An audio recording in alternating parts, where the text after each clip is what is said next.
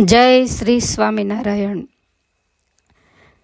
અમારી દક્ષિણ ભારત યાત્રા અત્યારે દ્વાદશ જ્યોતિર્લિંગમાં આવેલું 12મા નંબરનું જ્યોતિર્લિંગ, જેને ઘૃષ્ણેશ્વર જ્યોતિર્લિંગ કહેવામાં આવે છે, તો ત્યાં પહોંચી છે. આપ જોઈ રહ્યા છો દેવગિરી પર્વતમાળા, એની હરિયાળી દેખાઈ રહી છે. તો ઘૃષ્ણેશ્વર જઈ અને અમે વિશ્વકર્મા ધર્મશાળા, આમ તો અમે ત્રીજી વખત આની અંદર ઉતારો કર્યો. વિશ્વકર્માજીનું સરસ મજાનું શિખરબદ્ધ નયનરમ્ય મંદિર છે, એનું આ પવિત્ર પટાંગણ છે, એના આપ દર્શન કરી રહ્યા છો. એક બાજુ મંદિર છે અને એક બાજુ ઉતારવા માટેની ધર્મશાળા છે, જેના રૂમ તમને દેખાઈ રહ્યા છે. તો ત્યાં બધાએ ઉતારો કર્યો, ભોજન વગેરે કરી અને ઓટોના માધ્યમથી અમે દર્શન કરવા માટે નીકળીએ છીએ. બધા જ બહેનો રિક્ષાઓની અંદર પોતપોતાની રીતે ગોઠવાઈ રહ્યા છે, જે તમને દેખાઈ રહ્યું છે. તો રિક્ષાઓ દ્વારા અમે સૌ પ્રથમ એલોરાની જે પુરાતન ગુફાઓ છે એ તરફ જવા માટે પ્રયાણ કર્યું છે. કોઈ ઓટોમાં 6, કોઈમાં 7, એ રીતે ગોઠવાય અને ધીમે ધીમે રિક્ષાઓ આ વિશ્વકર્મા ધર્મશાળામાંથી બહાર નીકળી રહી છે. તો આ રિક્ષાઓના માધ્યમથી અમે અજંટા એલોરાની જે ગુફાઓ, આપણે જ્યારે ભણતા ત્યારે ઇતિહાસની અંદર આ ગુફાઓનું વર્ણન આવતું, અને આમ તો નાનપણમાં બહુ કાંઈ ખબર પડતી ન હોય, એટલે એમ થાય કે કાંઈક ઊંડી ઊંડી ગુફા જેવું હશે. એ વખતે તો શિલ્પ સ્થાપત્ય અને એવો તો કાંઈ ખાસ મહિમા હોય નહીં, પરંતુ ખરેખર જોતાં એવું લાગે કે પૂર્વે રાજા મહારાજાઓએ પોતાના આ કાર્યોની અંદર લોહી રેડ્યા છે. તો એ ગુફા તરફ જ્યારે અમે જઈ રહ્યા છીએ, 30 રૂપિયા વ્યક્તિ દીઠ ત્યાંની ટિકિટ છે. ઓટોમાંથી ઉતરી અને બધા જ બહેનો આ એલોરાની જે ગુફા, એના દર્શન માટે અને નિહાળવા માટે અંદર પ્રવેશ કરી રહ્યા છે. બહુ સરસ મજાનું વિશાળ પટાંગણ છે અને બહારથી જોનારાને તો એક નાનો એવો પર્વત હોય એવું લાગે, પણ અંદર જાય ત્યારે એની ભવ્યતા, એનો ખ્યાલ આવે. ચારે બાજુ પર્વતમાળા છે, ગગનચુંબી જૂના પુરાણા વૃક્ષો છે, અને એને કારણે રસ્તા ઉપર વાનરો વગેરે પણ તમને દેખાઈ રહ્યું છે.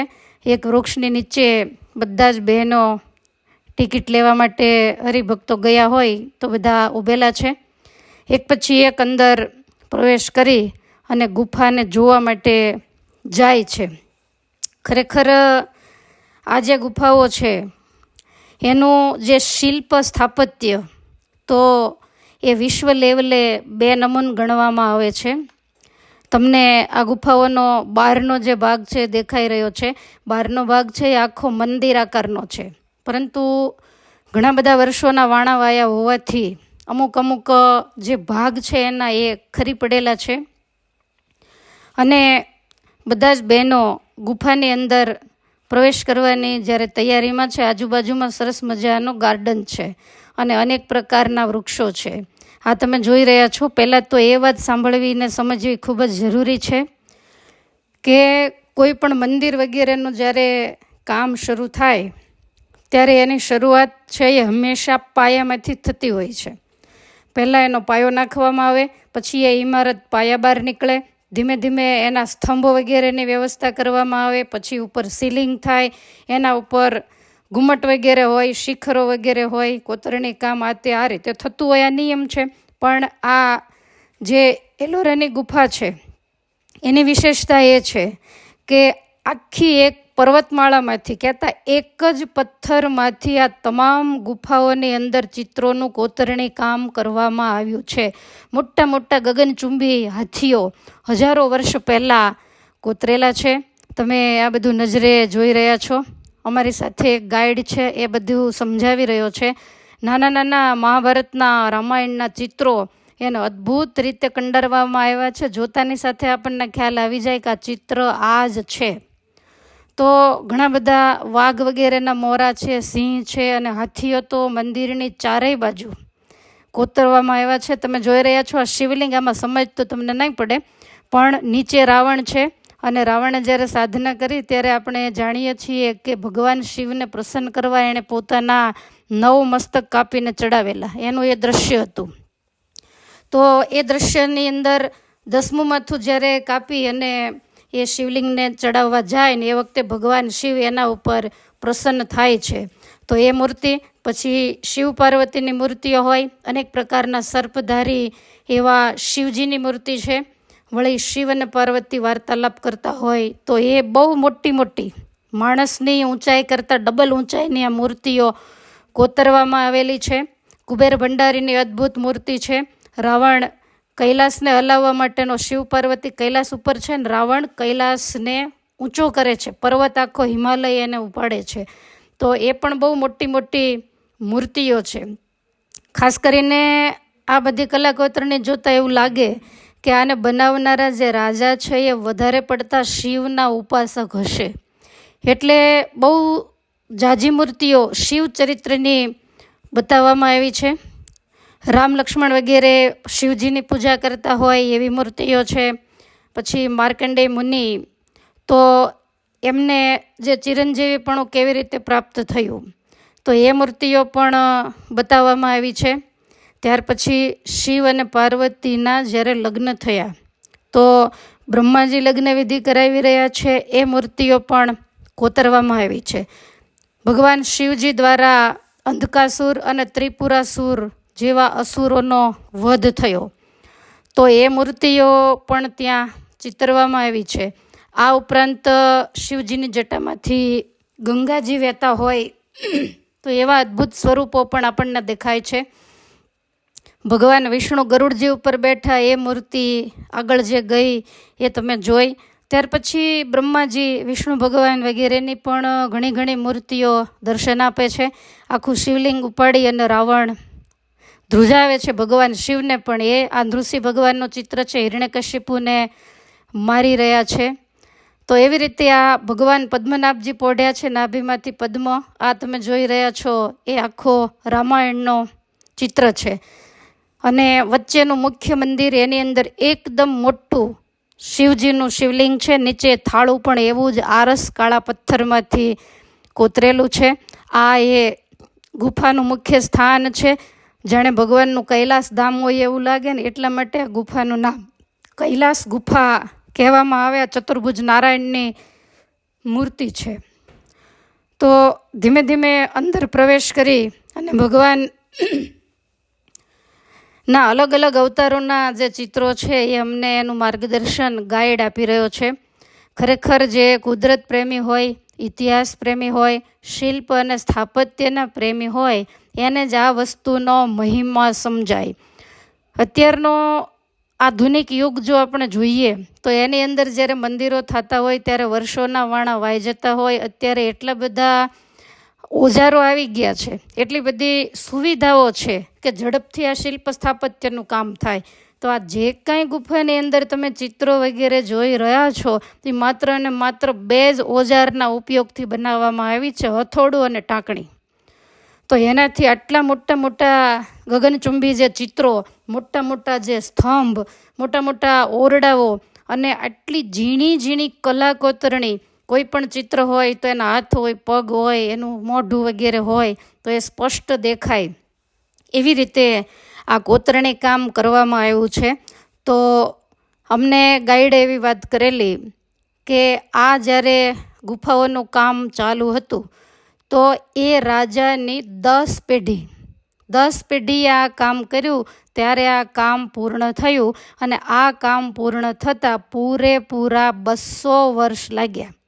તો આટલી બધી જ્યારે મહેનત કરી ત્યારે આ કામ એ વખતે થયેલું છે. અને જે વખતે કોઈ મીડિયા વગેરેનો જમાનો નહોતો. અને આ રીતે જ્યારે કામ થાય ત્યારે આપણને એમ થાય કે હજારોની સંખ્યામાં શિલ્પ સ્થાપત્યના જાણકાર કારીગરો કામે લાગ્યા હશે. અને ત્યારે આવો સરસ મજાનો નવલો નજારો. આને તો અત્યારે 1300-1400 વર્ષના વાણા વાઈ ગયા છે અને એટલે થોડીક ગુફાઓ તમને જીર્ણ થઈ ગયેલી જોવા મળે છે. તો આ પણ મહાભારત, રામાયણ વગેરેના દ્રશ્યો આપણે જોઈ શકીએ છીએ. આટલી નાની નાની મૂર્તિઓને જ્યારે કોતરી આખું રામાયણ યા તો આખું મહાભારત એને જે આવરી લેવું એ કોઈ નાના સૂના બુદ્ધિશાળીનું કામ નથી. તીવ્ર બુદ્ધિ પ્રતિભા હોય તો જ આ કામ થઈ શકે, અને એ પણ હથોડા અને ટાંકણાથી, ને એ આ પાછા પથ્થરમાં. આજે હજારો વર્ષના વણાવાયા થોડા થોડા પથ્થરો આપણને ખવાઈ ગયેલા દેખાય. હાથી વગેરેના ચિત્ર હોય તો એના અંગ પણ ખંડિત થઈ ગયેલા દેખાય છે. થાંભલાઓની તો એવી બેનમૂન કોતરણીઓ છે કે આપણને જોઈ અને ખરેખર આશ્ચર્ય થાય કે અત્યારના શિલ્પીઓએ બનાવી હશે. તો આ અનેક પ્રકારના સ્તંભ ઉપર આખા મંદિર ઘાટની ગુફા સુસજ્જ લાગે છે. અંદર લાઇટ વગેરે તો કાંઈ છે નહીં, અને આમ પણ અમારે થોડી સાંજ પડી ગયેલી એટલે થોડુંક અંધારા જેવું દેખાય છે. અને 5:30-6 વાગે એટલે લાઇટો નહીં હોવાને કારણે ક્યાંય પણ અહીંયા લાઇટ ફિટિંગ નથી. અનેક પ્રકારની ગુફાઓ છે, અમે તો 10% જ ખાલી જોયું છે, બાકીનું અમે જોવા માટે ગયા નથી. વડીલ સાંખ્યોગી બહેનો વગેરે હોય એટલે સહજ છે કે પગથિયા ચડવા ઉતરવા અઘરા પડે, એટલે અમે આગળનું જોઈ અને નીકળી ગયા. તમે થાંભલાઓ જોઈ રહ્યા છો. અત્યારના મંદિરના થાંભલાઓની કલા કારીગરી ઝાંખી પડે એવી સરસ કલા કારીગરી કરેલી છે. આ ઉપરનો મંદિરનો જે ઘુમ્મટનો ભાગ કહી શકાય, તો એમાં કઈ રીતે ઊંધા માથે એ વર્ષો પહેલાં એ શિલ્પીઓએ કોતરણી કરી હશે એ ખરેખર એક બાજુ બેસી અને વિચારવા જેવું છે. ખાસ કરીને વિદ્યાર્થીઓ હોય તો એને પ્રવાસની અંદર આ બતાવવામાં આવતું હોય, કારણ કે એમને ઇતિહાસમાં ભણવામાં આવે તો ભણ્યા પછી જ્યારે એને પ્રત્યક્ષ બતાવે ત્યારે એને વધારે હૃદયની અંદર ઉતરતું હોય છે.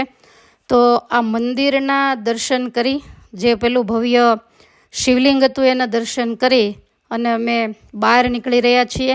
સામે જ નંદીશ્વર છે, એ પણ થોડા અખંડિત અવસ્થામાં છે, વર્ષો જૂના, પણ બહુ સરસ રીતે ઘૂઘરમાળ ને જે કાંઈ એના અલંકારો વગેરે હોય એ બધી જ વ્યવસ્થિત કોતરણી કરી અને નંદીશ્વરની પ્રતિમા પણ બનાવવામાં આવી છે. આ તમે જોઈ રહ્યા છો. અનેક પ્રકારના એના વિભાગ છે, 2-3 તો માળ છે, અને અંદર પણ અનેક પ્રકારના ઓરડાઓ, રાજાઓના સિંહાસનો હોય, રાણીવાસ હોય, એવું ઘણું બધું અંદર જોવા મળે છે. અને બધું જ એક પથ્થરમાંથી, સીડી પગથિયા જે કાંઈ કોતરેલું છે બધું જ એક જ પથ્થરમાંથી કરેલું છે. ખાસ કરીને ફરવાના શોખીન જે લોકો હોય તો એ પણ અહીંયા આવી અને અનેક પ્રકારનું વિડીયો શૂટિંગ, ફોટોગ્રાફી વગેરે કરતા હોય છે. લગભગ દેશ વિદેશના, ભારત દેશના તો ઠીક છે, તમે હાથી જોઈ રહ્યા છો, તો નીચે અમે બધા ઊભા છીએ છતાં એની ઊંચાઈ કેટલી હશે એ આપણે વિચારવું ઘટે. ઓરિજિનલ હાથી હોય એના કરતાં પણ આની ઊંચાઈ વધારે છે. ઉપરના માળમાં ઝરૂખાઓ વગેરે દેખાઈ રહ્યું છે. અંદર અનેક પ્રકારના ઓરડાઓ વગેરે, જેમાં થાંભલાઓ, આ તે બધું જ કોતરણી કામવાળો છે. અને આ એનો ઇતિહાસ બતાવેલો છે કે એમાં કઈ કઈ ગુફાઓ છે, એમાં કયા કયા ચિત્રો છે, એને કોણે તૈયાર કરાવેલું છે, એ બધો જ ઇતિહાસ હિન્દી, ગુજરાતી વગેરે, હિન્દી ને ઇંગ્લિશ વગેરે ભાષાઓની અંદર બતાવેલો છે. તો આ જે ગુફાઓ છે એનું જે પટાંગણ ચોક, ત્યાં બધા બહેનો ઊભા છે. ધીરે ધીરે સાંજ પડવા આવી છે, આમ પણ બધું ખાલી કરાવી રહ્યા છે. એટલે અમે આ બધી જ ગુફાઓને જોઈ, એનું શિલ્પ, એનું સ્થાપત્ય, એ બધું જ નજરે નિહાળી અને અમે બહાર નીકળી રહ્યા છીએ. સરસ મજાનો સૂર્યાસ્તનો સમય છે, એટલે પર્વતોના પાછળના ભાગમાં જ્યારે સૂર્યદેવ ઢળી જાય ત્યારે જાણે વહેલી સવાર હોય એવું સરસ મજાનું વાતાવરણ છે. બધા જ બહેનો એક વૃક્ષની આજુબાજુમાં ગોઠવાઈને બેઠા છે. વડીલ બહેનો છે, સેજે આટલું ચાલીને ઊંચા જેના પગથિયાઓ વગેરે હોય એ ઉતરી અને થાક્યા હોય એટલે બધા જ બહાર ચોકની અંદર બેઠા છે. અને ધીમે ધીમે હવે બધા જ બહાર નીકળશે. તો ખરેખર જે ઇતિહાસ પ્રેમી હોય, કુદરત પ્રેમી હોય તો એના માટે આ જોવા જેવું છે. અને જેને આમાં કાંઈ ખબર પડતી ન હોય એને એમ થાય કે આ બધું પડી ભાંગેલામાં તો શું જોવાનું. એટલે બધા બહેનો સમૂહમાં બેઠા છે. ઘણા બધા વિદેશી લોકો પણ આવેલા. અમારા એક સરખા ડ્રેસ વગેરે જોઈ અને બધાને ખૂબ જ આશ્ચર્ય થતું. ઘણી બધી ફોટોગ્રાફી વગેરે પણ એમણે કરેલી. તમે આજુબાજુનો અદ્ભુત કુદરતી નજારો નિહાળી રહ્યા છો. ગુફાઓની આ બહારનો ભાગ છે. જોતાં આપણને ખાલી એવું જ લાગે કે એવી કંઈક પથ્થરની પર્વતમાળા હશે. આવી પર્વતમાળાઓ તો અવારનવાર રસ્તાઓની અંદર આવતી હોય છે, પણ ખૂબ જ સુંદર નજારો છે. વાતાવરણ પણ એટલું મોહક અને મંગલમય છે. તો બધા જ બહેનો હવે બહાર નીકળી રહ્યા છે ગુફાનો જે મેઇન દરવાજો છે ત્યાંથી, અને હવે અમે મુખ્ય જે જ્યોતિર્લિંગ છે એના દર્શન કરવા માટે જવાના છીએ. તો મહારાષ્ટ્રની અંદર ઔરંગાબાદ જિલ્લો, આમ તો મહારાષ્ટ્રની અંદર 4 જ્યોતિર્લિંગો આવેલા છે.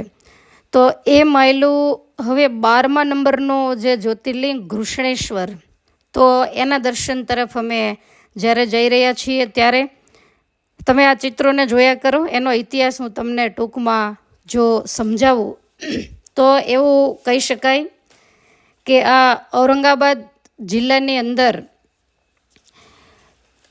દક્ષિણ બાજુએ 30 કિલોમીટરને અંતરે વેરુલ નામનું ગામ છે. શિવાલય નામનું તીર્થ સ્થળ છે.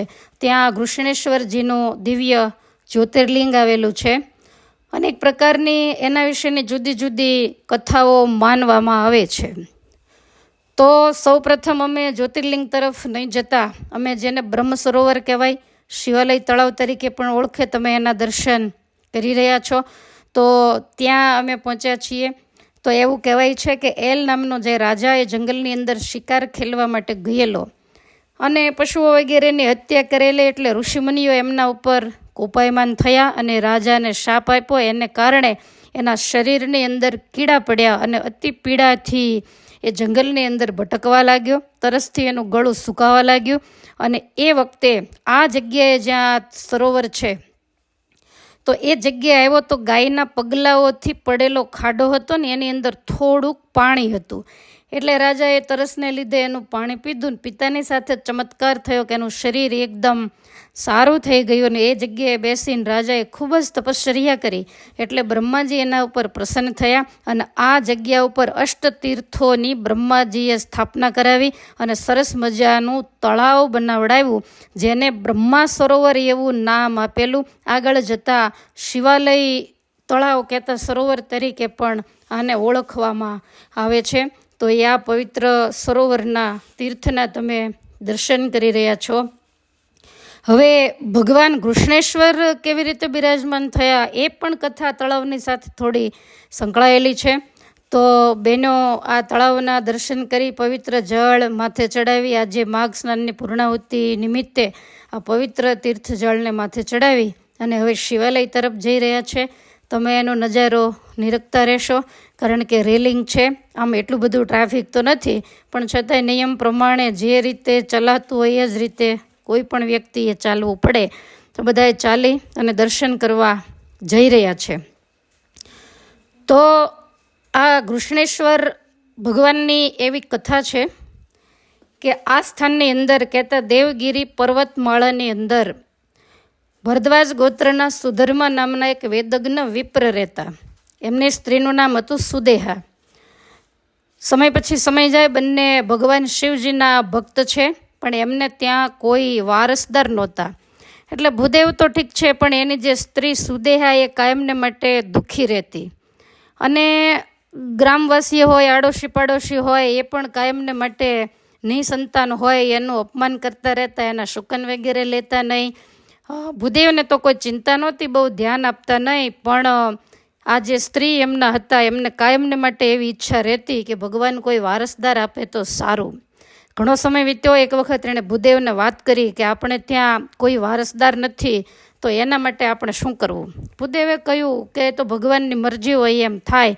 પણ છતાંય આ સુદેહાને ઈચ્છા એ કાંઈ ઓછી થઈ નહીં અને એણે એક ઉપાય કર્યો કે પોતાની બેન હતી ઘૃષ્મા, તો નક્કી કરીને ભૂદેવને એવું કહ્યું કે તમે મારી બેન ઘૃષ્માની સાથે લગ્ન કરો. ત્યારે ભૂદેવે એને સમજાવ્યું કે એમાં મને કાંઈ વાંધો નથી, પણ આગળ ઉપર જતાં તમને જ મુશ્કેલી પડશે. ભલે સગી બહેનો હોય, પણ છતાંય સંસાર એ તો સંસાર છે. અને છતાંય પણ જ્યારે આ સુદેહા માની નહીં, ત્યારે એના કહેવાથી સુદેહાની બેન જે ઘૃષ્મા, તો એની સાથે આ બ્રાહ્મણે બીજા લગ્ન કર્યા. પણ આ ઘૃષ્મા છે એ ભગવાન શિવજીની પરમ ભક્ત હતી. લગ્ન કરીને આવ્યા પછી કાયમ આ જે સરોવરના આગળ તમે દર્શન કર્યા એને કિનારે જઈ માટીના 101 જ્યોતિર્લિંગ બનાવે અને એની પૂજા કરે.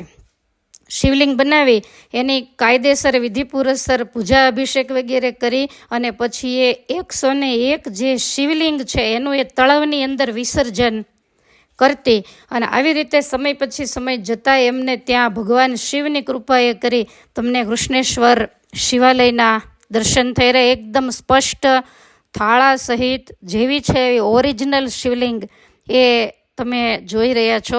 અમે પણ ખૂબ ભાવથી એમના દર્શન કર્યા, બેલીપત્ર વગેરે ચડાવ્યું, પૂજાપો, અભિષેક પણ ગુલાબજળ વગેરેથી કર્યો. એટલું બધું ટ્રાફિક પણ હતું નહીં, વ્યવસ્થા પણ ખૂબ જ સારી હતી. એટલે બધાને ખૂબ સારી રીતે આ શિવાલયના દર્શન થયા, શિવલિંગના દર્શન થયા. નહીંતર તો ટ્રાફિક હોય, ઉપર ખોળું પહેરાવેલું હોય ત્યારે ઓરિજિનલ શિવાલયના દર્શન શિવલિંગના થતા નથી. આજુબાજુનો પણ અદ્ભુત મંદિરનો નજારો, સાંજ પડી ગઈ છે, લાઇટિંગની વચ્ચે તમે નિરખી રહ્યા છો. તો પેલી કથાને આપણે જો આગળ લઈ જઈએ તો આ જે ઘૃષ્મા છે એ આવી રીતે શિવ ભક્તિ કરતી ને ભગવાન શિવે પ્રસન્ન થઈને એને એક પુત્ર આપ્યો. એ પુત્ર પણ ધીમે ધીમે મોટો થયો અને પુત્ર આપ્યો, ઈચ્છા પૂરી થઈ, છતાં પણ એમણે શિવજીની પૂજા તો ચાલુ જ રાખી. પણ બન્યું એવું કે એને ત્યાં જ્યારે પુત્ર થયો અને એ વખતે એની જ સગી બેન સુદેહા એને આના ઉપર ઈર્ષા જાગી. ધીમે ધીમે કરતાં દીકરો યુવાન થયો, એને પરણાવ્યો, સુંદર પુત્રવધુ એને ઘેર આવી. પણ આ સુદેહાને ક્યાંય શાંતિ નથી ને એને એવો કુવિચાર આવ્યો કે આ દીકરાને મારી નાખો. અને છેવટે એકવાર એ યુવાન દીકરો પથારીમાં સૂતેલો ઊંઘમાં એને ચપ્પુ મારી અને એની હત્યા કરી નાખી. હવે આને કાંઈ ઘૃષ્માને તો કાંઈ ખબર નથી, એટલે એ તો સહેજે ત્યાં શિવજીની પૂજા કરે છે. અને એ વખતે એની પુત્રવધુ દોડતી આવી અને વાત કરી કે આવી રીતે તમારા પુત્રની હત્યા થઈ. એની હત્યા કરી, એના શરીરના ટુકડા કરીને જે પેલું મેં તમને તળાવ આગળ બતાવ્યું તો એ તળાવની અંદર એને ફેંકી દીધી. અને પછી ઘૃષ્માએ ભગવાન શિવજીના જે લિંગ હતા એની પૂજા જ્યારે પૂર્ણ થઈ ત્યારે તળાવની અંદર જ્યારે લિંગને પધરાવ્યા ત્યારે તળાવમાંથી એક દિવ્ય જ્યોતિ પ્રગટ થઈ અને એમાંથી ભગવાન શિવજી પ્રગટ થયા. અને એ શિવજીએ અતિ પ્રસન્ન થઈ અને માગવાનું કહ્યું. જ્યાં શિવજી સામે નજર કરે ત્યાં તો બાજુમાં જ તળાવમાંથી એનો દીકરો પણ જેવો હતો એવો ને એવો જ પ્રગટ થયો. અને શિવજીને અતિશય ક્રોધિત જોયા, કારણ કે એને સુદેહાએ જે દીકરાને મારી નાખેલો, બ્રહ્મ હત્યા કરેલી, એટલે એના ઉપર ક્રોધ. ભગવાન શિવજી જ્યાં એને મારવા જાય ને એ જ વખતે ઘૃષ્માએ ભગવાનને રોક્યા છે અને કહ્યું કે માણસ છે એ છોરું કછોરું થાય પણ માવતર કમાવતર ન થાય. તમે પરમેશ્વર છો, મારી બહેનના ગુનાને તમે માફ કરો. આવી રીતે જ્યારે કહ્યું, શિવજીએ અતિ પ્રસન્ન થઈને કહ્યું તારે જે જોઈએ તે માગી લે. અને એ વખતે ઘૃષ્માએ ભગવાન શિવજીને પ્રાર્થના કરી કે જો તમે અમારા ઉપર રાજી હો તો સંસારની રક્ષા માટે અહીંયા જ તમે નિવાસ કરીને રહ્યો, તમારી સાથે મારું નામ જોડાય અને દુનિયા કાયમને માટે અહીંયા માથું નમાવે. એટલે આ ઘૃષ્માના નામ ઉપરથી ભગવાન શિવજી સ્વયંભૂ લિંગ સ્વરૂપે પ્રગટ થયા અને એટલે એનું નામ ઘૃષ્મેશ્વર યા તો ઘૃષ્ણેશ્વર એવી રીતે પડ્યું. તો આવી રીતે આ ઘૃષ્ણેશ્વરનો ઇતિહાસ છે એ મેં તમારી આગળ કહ્યો. અતિ સુંદર કલાકૃતિવાળું આ ભગવાન ઘૃષ્ણેશ્વરજીનું મંદિર છે. એના શિખરો વગેરેનો નજારો પણ તમે નજરે નિહાળ્યો. તો આ શિવાલયના દર્શન કરી અને અમે પરત પાછા જે અમારો ઉતારો વિશ્વકર્મા ધર્મશાળા ત્યાં આવી ગયા. આવ્યા પછી બધા બહેનોને મોજ ચડી, બહુ સરસ રીતે શિવજીના દર્શન થયા.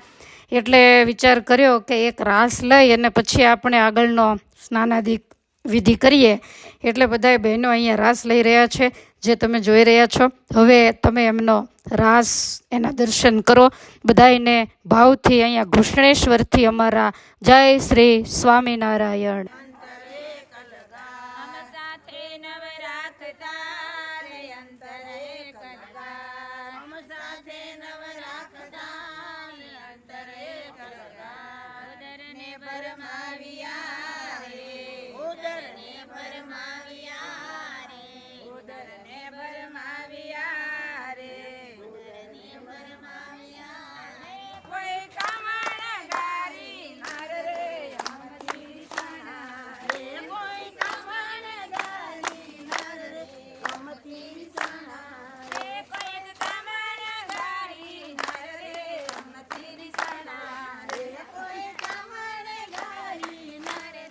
અમથી રીસાણા રે સખી નાવલીઓ નવરા અમથી રીસાણા રે સખી નાવલીઓ નવરા અમથી રીસાણા રે ઓલી ચોકાલડી